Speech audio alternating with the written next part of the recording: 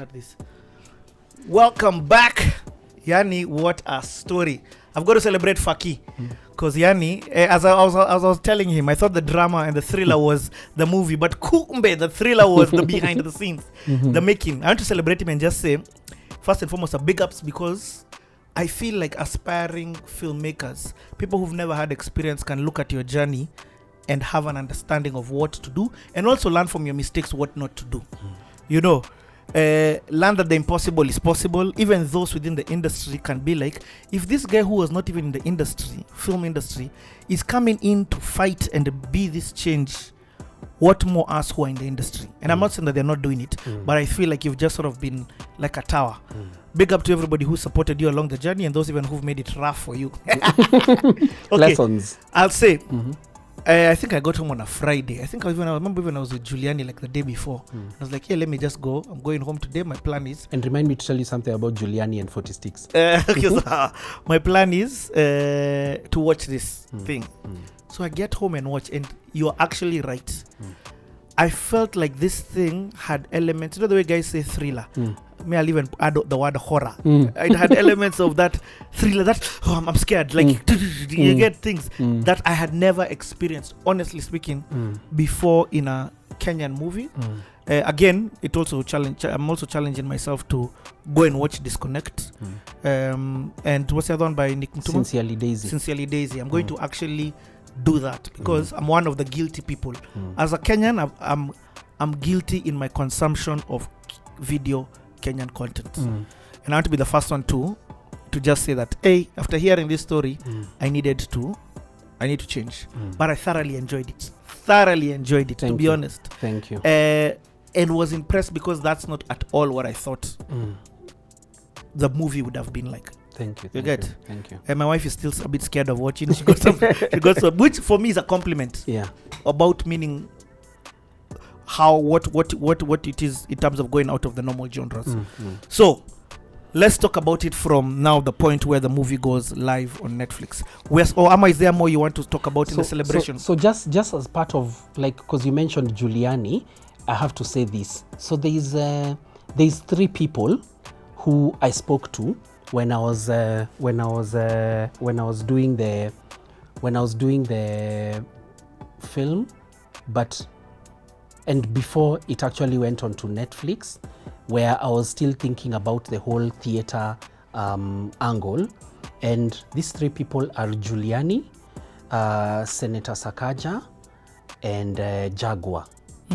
So the common thing that they had told me was, when the movie comes out in the theater, I will buy tickets for people. I'll buy bulk tickets for people. Which now was one of the marketing strategies that we had for if we were going to go to the theater. The plan was, Richie, I come to you, I tell you, Richie, I want your support. Buy 10 tickets and go give your boys. Buy 20 tickets and go give your boys. Buy 100 tickets and go. So that had been part of the plan. So I'll always remember those guys, because they told me that it comes out, I'll do this. And it's a simple thing for them to do, you know, but it goes a long way. Are you actually, come to think about it, are you thinking of going to theater? Yes, I really want to do it. I have a plan. Okay. I have a plan. Nice. The other thing that I would like to mention is, when we're doing the premiere, two major things.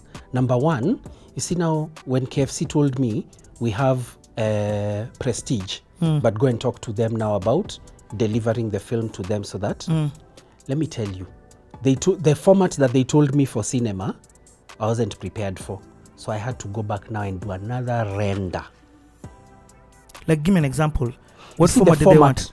I can't remember what the format was, but there's a format they gave me. I had to ask my editor.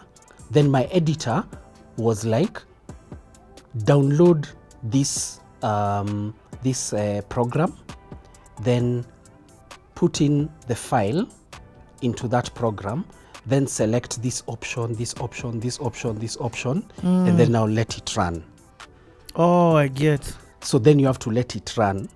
Now, the premiere was on Thursday, and people were coming in from 5 p.m. I finished rendering at 11 a.m. Like if there was a mistake somewhere, it's over. It's over. Vile tunge have kufanya ni tulete tu a big screen ndani ya theater ama projector to, you know. So luckily I managed to do that.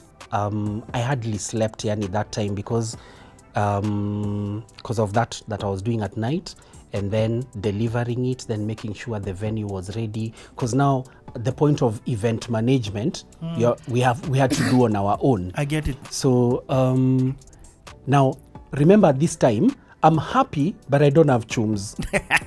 so I need a red carpet. I need a banner. But now the power of talking to people. So I talked to Gabantu about the launch. So he's also excited about it. So he asks me, do you have everything you need? I tell him, banner na red carpet zinanipeleka mbio, na lighting ya red carpet na nini. So he tells me, do you have the artwork for the banner? So I send it to him because now my designer had done it. My designer was a guy called Dengel, and he's an amazing guy because all through 2019 into 2020, he did for me those artworks for 40 sticks from the word go, and it was a lot of artworks. He never asked me for money until the end. An amazing soul. Amazing soul. I was introduced to him by Tele. This guy, yani, he jitolead. He would even come to the studio when we're having briefing sessions. Like, he's the one who did, apart from the artworks, the opening title sequence and closing, he's the one who did them. Nice. Yani, like, he put everything together. Amazing kabisa, amazing guy. So he sent me the artwork for the banner. Then Gabantu told me, add this logo. So he sent me his logo. Sent it to the designer put it, nini, sent it back to Gabantu. Gabantu printed it. Nice. Gabantu printed it. We got it, put it up. I spoke to a pal of mine called Dixon Gunjiri. Dixon Gunjiri is one of the former partners of True Black, the guy who took me and Klepto to the US in 2006. Are you seeing how far we go? Yep. And before that, 2006, he was one of the partners of Shilton, the company in 1999 that I used to distribute flyers for. You see how far we go? Yeah. When I told him about the launch, he told me, dude, anything I have, I'll give you. What do you need? He brought red carpet. Kwanza, he brought 2 red carpets. He brought lighting. He brought his crew, including his crew for Fomo TV, who now did interviews and nini. And one of his presenters at that time on Fomo TV was Aziza, one of the breakfast presenters on Energy Radio. Okay. All that, no cost. Nothing. Then another person, yani, I can never forget to give thanks to. Just after we were confirmed to be on Netflix, but before we made the announcement, one day my pal Philip Moniki told me he was doing an interview with Betty Chalo. Now, I'd met Betty Chalo before, interacted with her kidogo, especially because of Nyash, because of going for interviews, days of KTN and all. Yeah. But we were not at really boys. But I got to know on that day that she was a really easy person to talk to. So this is what happened. When we were there, they finished their interview. Then I had the trailer on my phone. So I showed Betty.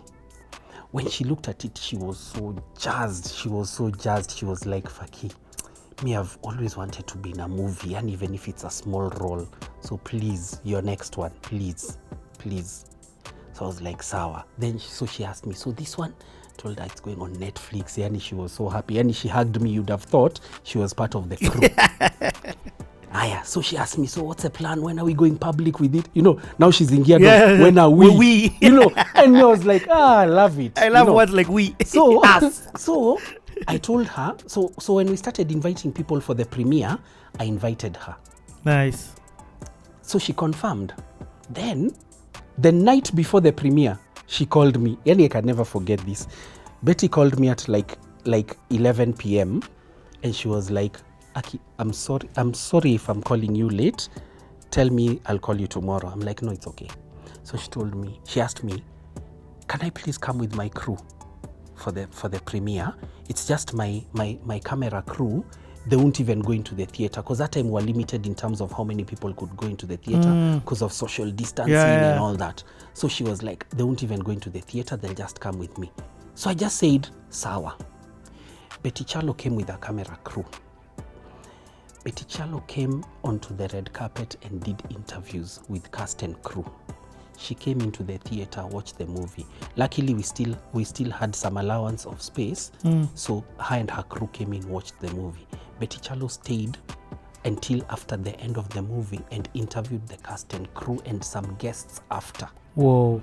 Betty Chalo at that time used to do K24. No, watch her TV. She used to do her own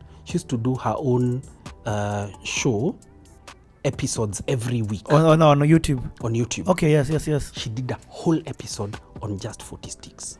Deep. A whole episode. What? The next day, now Friday when it was going live on Netflix, Betty Chalo posted everywhere. Let me tell you, apart from the Safaricom influencers who helped us push, and then of course the cast and the crew, one of the biggest traction points was from Betty Chalo. That's crazy. And I'll always be grateful to her for that. Always.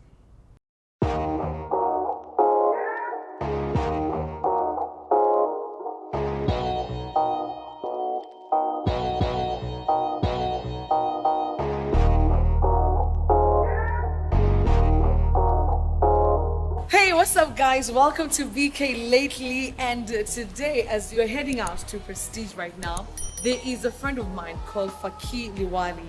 He has a film out. It's gonna be on Netflix, and the film is called 40 Sticks. Remember what I always keep talking about, supporting your friends, supporting your people, so I'm dressed up all for the premiere. It's happening today and we are heading out. Let's go. And Anita is my date. Come show them.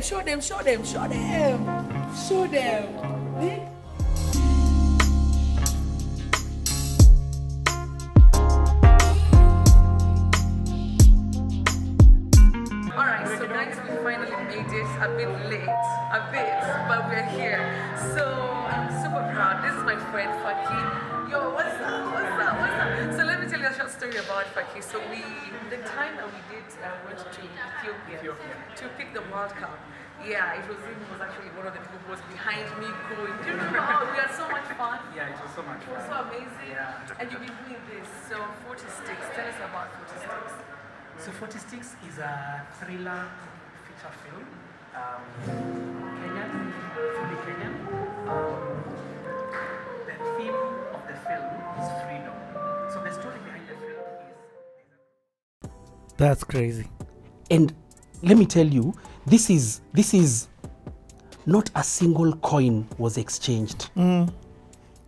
It's love, appreciation, support.